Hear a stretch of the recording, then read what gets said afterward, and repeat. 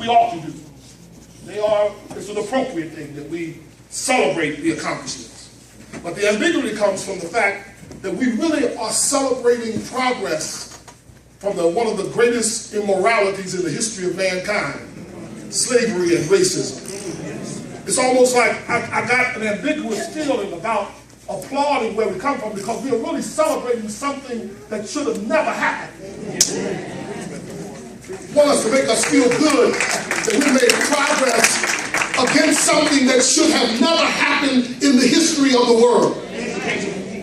We should not have to be, I'm not overly happy about celebrating the fact that Martin Luther King had to give his life for something that should not have happened.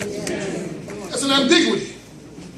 We shouldn't be arguing the issues of progress. We shouldn't have to be measuring. And the problem is that, unfortunately, 400 years of slavery is a terrible thing, but the 200 years since slavery is also a terrible thing.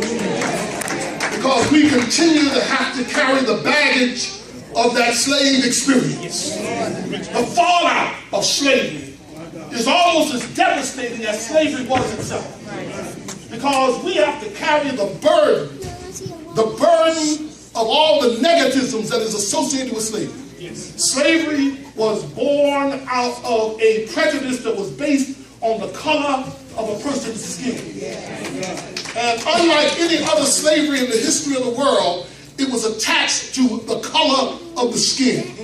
And as long as you're black in America, you carry the burden of the negativism of the slave experience in this country. You never get away from it. Black people have to prove themselves more and over again, have to qualify, have to explain, have to always be kind. You can be a well-dressed black person with a three-piece suit on, carrying a Gucci bag with a cologne on an elevator, riding in a great building, and on steps a little white lady sees you, you black, she cuts up back. That's right. You can be a black man standing and get your car after ballet, and somebody hands you the keys to their car. It's not that people mean it. It's the psychological fallout, the post-traumatic slave syndrome. It continues to deteriorate and work on us. And we as black people are always explaining, always trying to, and it's just a black institution, we have to prove it. We never get a pass. Black people never get a pass.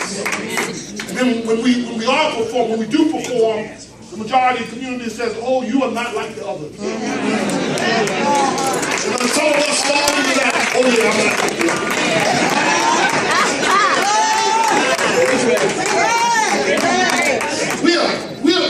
We have a lot that we are struggling with. So it's an ambiguous occasion. I certainly appreciate Dr. King and what he did, but at the same time it's hurtful. It's painful. It's painful because we in this country, black people in this country, have participated.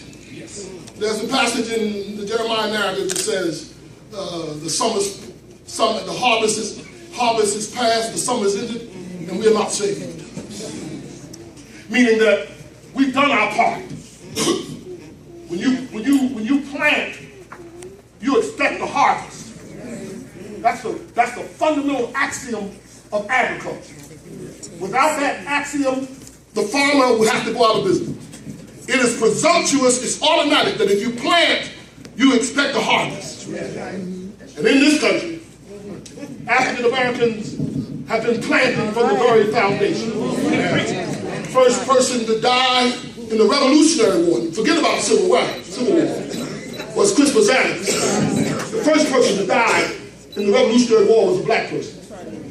1619, a bunch of us came more, and we began to set the stage for economic superiority in America. America's economic superiority in the world was established by the slave labor of the slaves, free labor. That's what gave us the economic advantage in America, free labor. That's what set America up to out-pleasant, and African Americans invested.